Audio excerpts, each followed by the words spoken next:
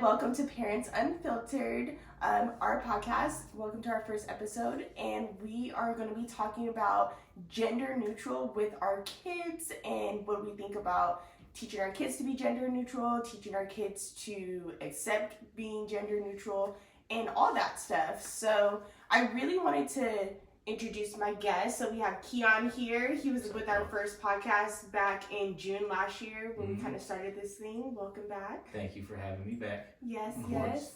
And then obviously my husband Joshua. So we are here. Thanks, babe, for being here. Of course. Awesome. So really why I picked this topic was because there's so many different things going on in the world about the controversy of being gay, having the exposure of our kids seeing these things on like Disney Channel, Nickelodeon, on YouTube, and just really setting that base. Is it okay to start teaching our kids to be gender neutral? How do we feel about that? Like, are our boys only supposed to be boys? Are girls only supposed to be girls? What are we doing? How are we teaching our kids? And I read this article which really intrigued me. This family, they don't use he, she pronouns with their kids. So what they were doing was when they address their kids, they say kid, sibling, child. And I thought it was weird. I was like, when I speak to my sons, I refer to them as my sons, they're boys. And it was a little bit difficult to hear it. Like, it was a little bit difficult for myself and to kind of hear what other families are going through and how they express themselves. But what are your thoughts? Uh-oh. It's gonna get deep quick. Jump right into it, huh?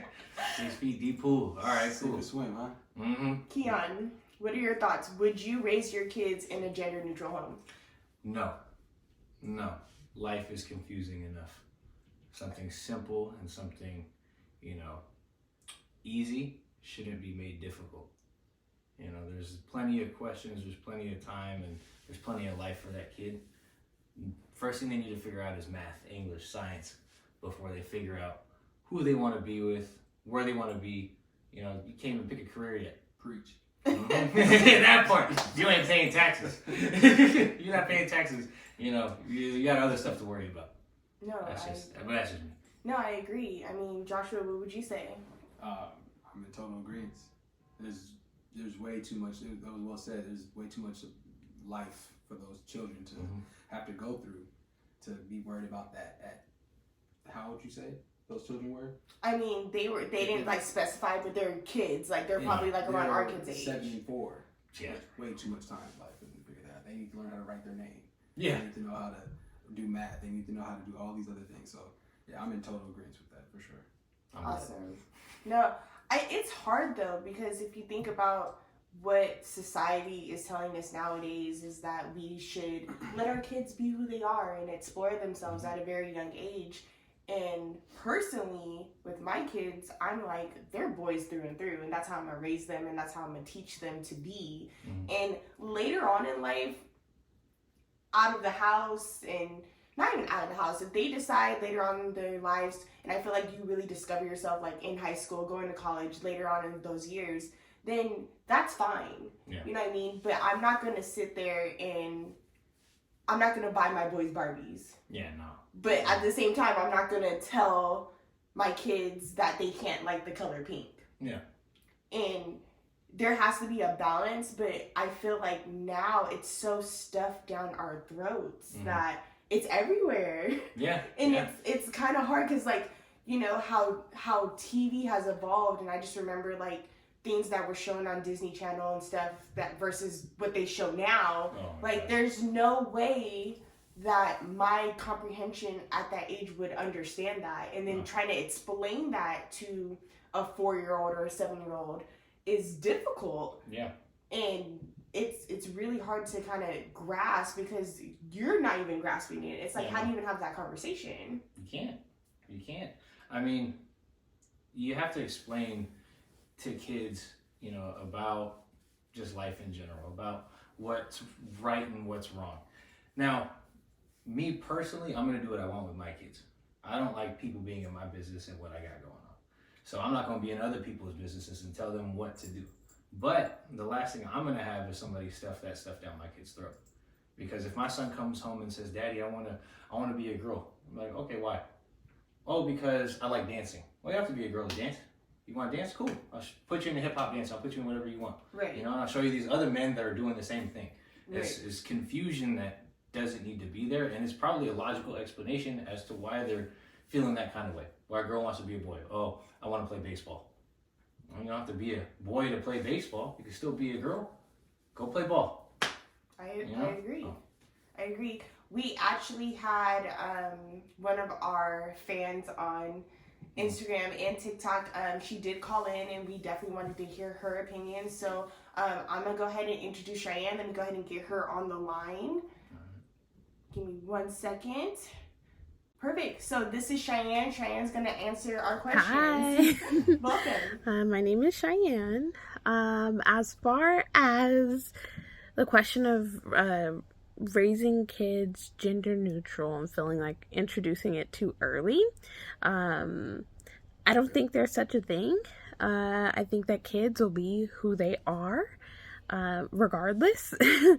There was this study that I had actually watched a documentary on about like this, heterosexual mom and dad family who had 2 little girls, and one of the girls, I think she was the younger one, by age like 2, like by the time she could walk and talk, kind of identified more as a man or as a boy than she did as a girl. And from a very young age wanted to dress like daddy, wanted to cut her hair off like daddy, things like that. And thank goodness the family recognized that, because she had a difficult time in elementary school, because at elementary school, like, boys will be boys and girls will be girls, right? She didn't identify with the girls. She wanted to hang out with the boys. The boys were like, "Ew, cooties, get away." And she was they were very, very depressed. I just, honestly, to piggyback off of what Cheyenne said, I feel like at 2 years old, there's no way you know. Nope. There's no way that your comprehension skills of knowing what a boy and a girl are at that age. Yeah, like, exactly. You wanting to be more like your dad, or you wanting to be more like your mom, or you showing those gestures of that, has nothing to do with I want to be a boy or a girl. Exactly. And I feel like in that situation, personally, because again, this is me saying, like, with my own kids, and like Keon said, like, I would never tell someone how to raise their kids, but this is in my household and in our household. Yeah. I just don't think that at 2 years old you're making that decision. And I also think that because they, as parents, identified that or feel like they identified that, they fed into that. Yeah. As that child grew up, and then in school, they felt isolated because that is what their parents are telling them. Yeah. Their parents are telling them, well, you're identifying as this, and that's okay, and you're going to be this. Yeah. But then at school, they're confused. Yeah, and exactly. anyways, in elementary school, high school, middle school, kids are mean. Mm-hmm. I mean, mean in general. Kids are bullies.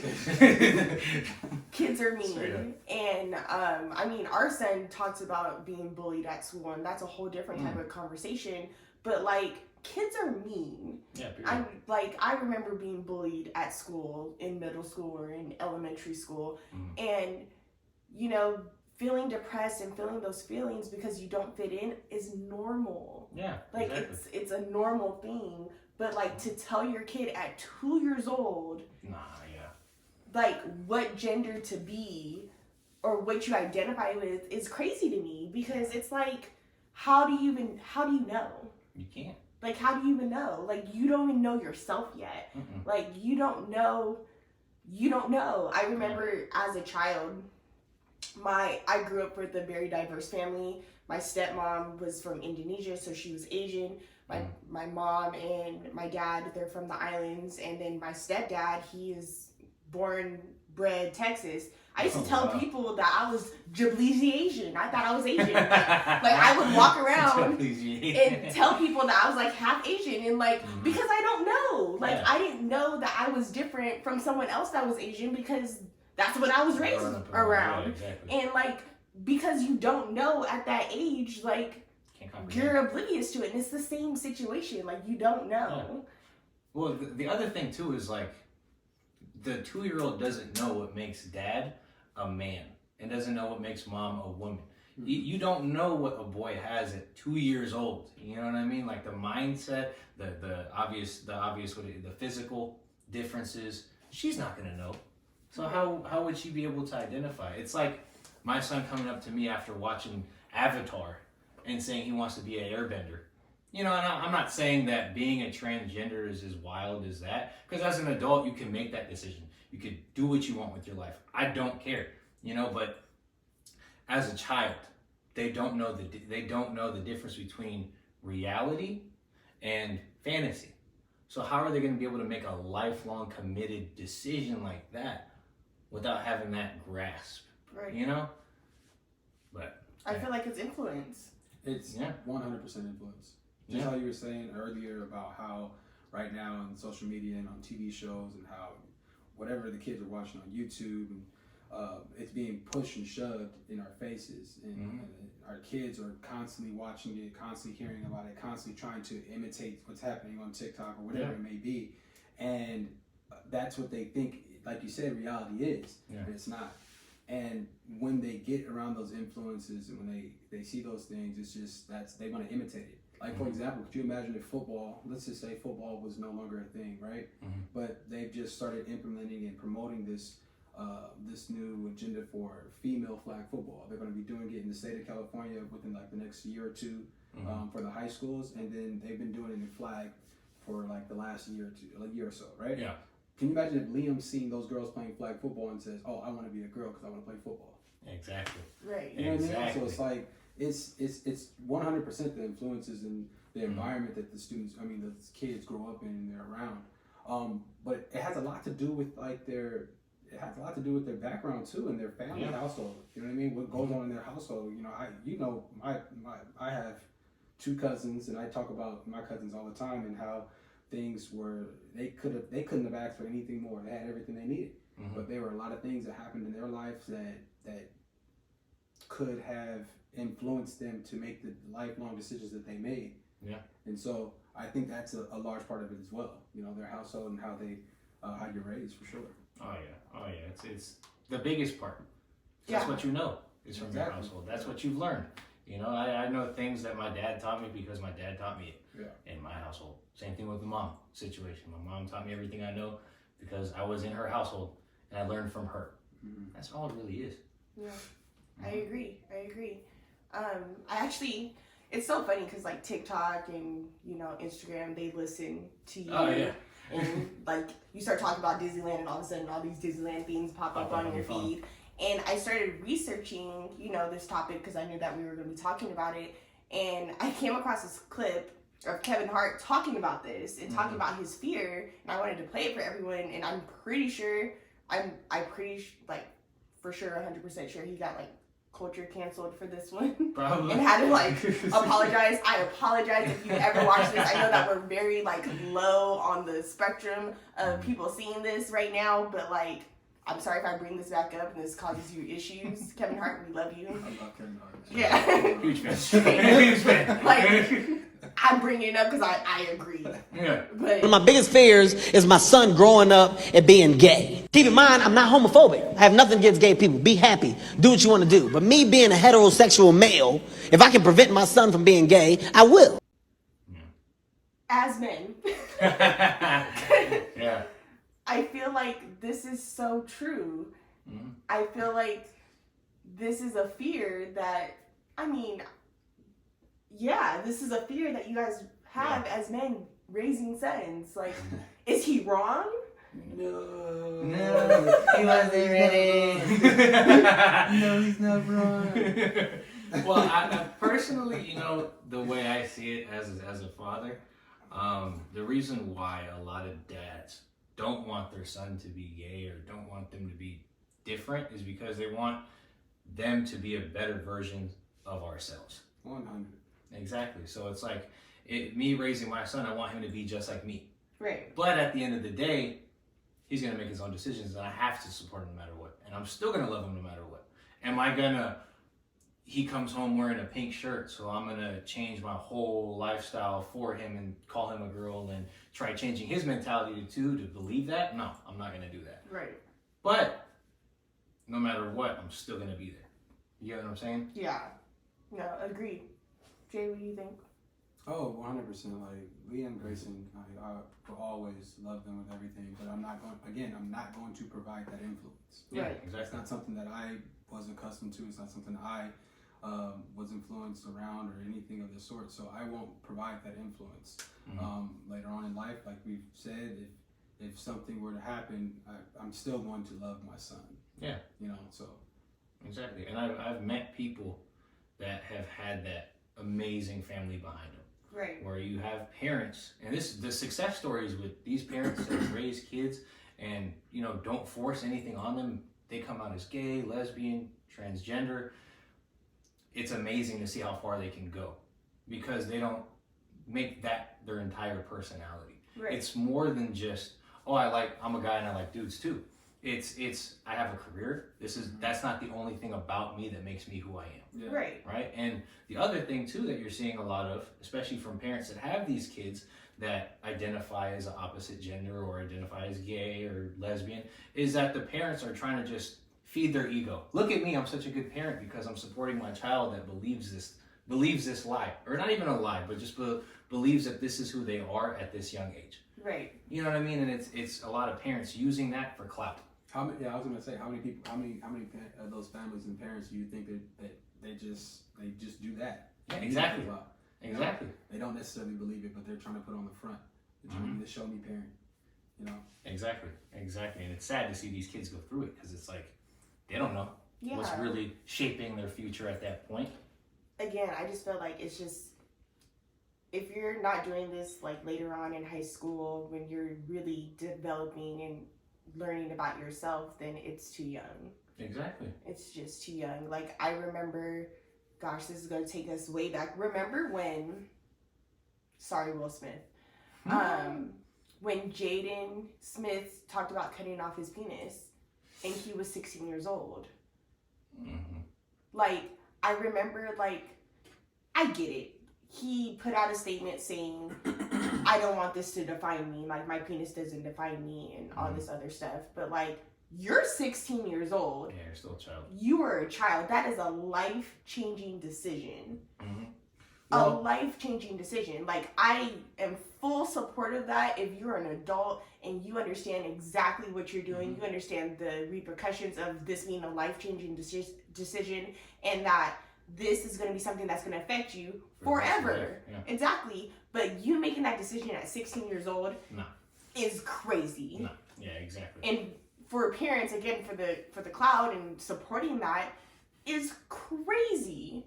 Yeah. It blows my mind. There's no way my son will tell me, gay, straight, whatever, that he's going to cut off his penis. And I'm going to just be like, okay, if that's what you want to do, son. Yeah. I'm going to be like, why? Oh, it doesn't define you. Okay, but let's talk about what this means. Yeah. Mm-hmm. Let's talk about what this means for the rest of your life. Yeah, that commitment. Right, because this is going to be a commitment for the rest of your life. Let's talk about you not being able to have kids. Yeah, it goes. Let's talk about the rest of your life. I know that you don't understand this right now because you're 16 years old. You don't get it.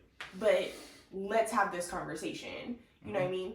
And I just feel like it's all about the growth and the development of that individual. Yeah. And I just so agree that we're just introducing these things way too early and exposing our kids to way too much too soon. Like even sex, I feel like we're exposing them to that way too soon. For sure. Like, and it's just the society with social media, how TV has changed with YouTube, and it's just the day and age that we live in now. But it's like, how do you control that in your household? How do you make sure that, it's a straight line? Well, and I love how you touched on a lot of those topics just now because it gets worse than that. Oh, yeah. A lot worse. Like, there's hundreds of facilities out there and doctors, pediatric gender doctors, pediatric gender therapists. Keyword there, pediatric. Yeah. Like, you're telling these kids that, oh, it's okay that you believe that. And you know what? Because you believe that, and because me as a doctor confirmed that for you, we're going to put you on hormone blockers, puberty blockers. And the research that the parents do is so minimal because of the trust that they have for somebody with a PhD. Yeah. In virtually nothing, because it doesn't mean anything. Because you have these drugs like, I'll touch on one, Lupron. If you look at what that is, that's a chemically castrating drug. That's what they use on sex offenders. In some states, or I believe countries, that's what they use on sex offenders, to chemically castrate them. And you're giving this to a 6-year-old, a 10-year-old. And then you have these doctors at the same time. I know there was this huge documentary about it, and it got a lot of clout, so I'm piggybacking off of that a little bit. They said, and I quote, "It's just a puberty blocker, and it pushes things back. So if they decide to stop using it, then they'll just continue on with their puberty. It'll resume." They compared it to putting a song on pause. A song on pause and just pressing play later. Now, theoretically, if that was true, which is obviously not, a chemically castrating drug, you can't just, undo, right? If that was true, you're telling me that you give a 15-year-old kid these drugs, essentially. Right? We'll call it medication. You're giving the 15-year-old kid this medication, takes it for 3 years, he's 18 now, and decides, you know what, I changed my mind. Now he's 3 years back at puberty. That's crazy. That's something nobody thinks about. Yeah. And how has that affected his body over time? The research isn't there. You can't do an MRI on somebody and be like, oh, yep, they're transgender. Yeah. It's not a disorder. Right. There's nothing wrong with it, but if you can't buy alcohol legally, why should you be able to cut off your wiener? Think about it. Because at the end of the day, it's not like I'm saying, oh, let's take away all these programs so these kids that grow up believing that and turn into adults and still believe that, and that is actually who they are. Right. I'm not saying take these programs away and prevent that from happening. Right. What I'm saying is, if we're going to really take care of the kids and look out for the kids on this, let's embrace, okay, once you're old enough, you can make this decision on your own, and everyone's going to love you for it. Exactly. And that's not going to define you. Exactly. You know what I mean? So that's, I don't know, there's boundaries that we have to set. And it's the fear of looking like a bad parent. It's the fear of, looking bad as a person in front of other people that prevent people from being able to come out and say, you know what, I don't want this for my child. That's not how I want to raise my kids. They're too worried about what everyone else has to say rather than what their child's life is living. Right. And what's going to be best for them at the end of the day. Exactly. Because that doesn't affect the parent. Because at the end of the day, the parent's going to continue paying their own bills, continue paying for school, do what they got to do as a parent. It just affects the child. No, I agree. Exactly. No, I agree. For sure. We spoke to Cheyenne and we asked her, the difference between bringing a child into a gender-neutral environment, raising a daughter or raising a son, and how it was different. And let's get her back on the line so we can talk about that. Yeah.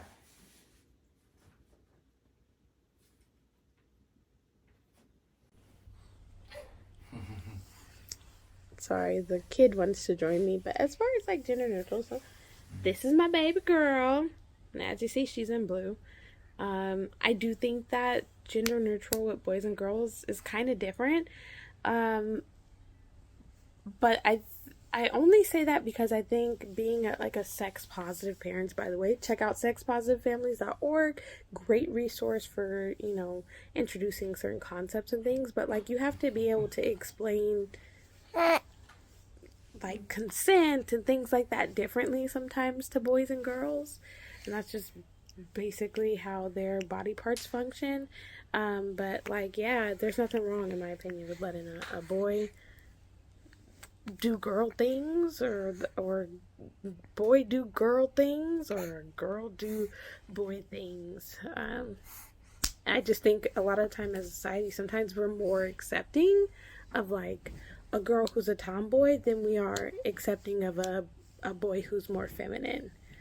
And that's just our own personal preferences. So I think that that's just something that we kind of have to figure out for ourselves. I definitely agree with Cheyenne on this one when it comes to us as a society being more acceptant to women or girls that are tomboys versus boys who are more on the feminine side. I feel like it's just what the society is. I feel like if like you said, if your son wants to take dance lessons or wants to be a dancer, that doesn't mean he's a girl or doing like girl things. I feel like saying like somebody's like a girl thing or a boy thing is where people it's a misconstrue. It's very like a gray area. Like I said, I would never go buy Liam and Grayson Barbies, but then I'm not going to tell Grayson that he can't love pink because he does, and that's okay. Like who cares?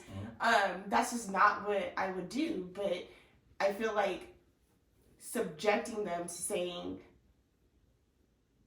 a man and a man should be together or a woman and a woman should be together are two separate things versus saying you can like things that girls like or you can like things that boys like. Exactly. You know what I mean?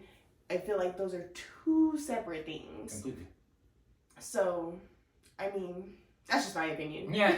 Oh, no. It's hard. You know, this is a difficult conversation. I feel like this is why we wanted to open up with this one. Yeah. But it's hard to have that divine, and I will always love my kids no matter what. And like we've talked a lot about being age appropriate and making sure that kids know exactly what's going on with their body later on in life and to have those conversations later on in life. But like you said, life is so confusing for them already right now. They are focused on making sure their room is clean and their homework is done. Exactly. Like, and their ass, they're bathed and all that stuff. Like, make sure you don't stink. Yeah, that part.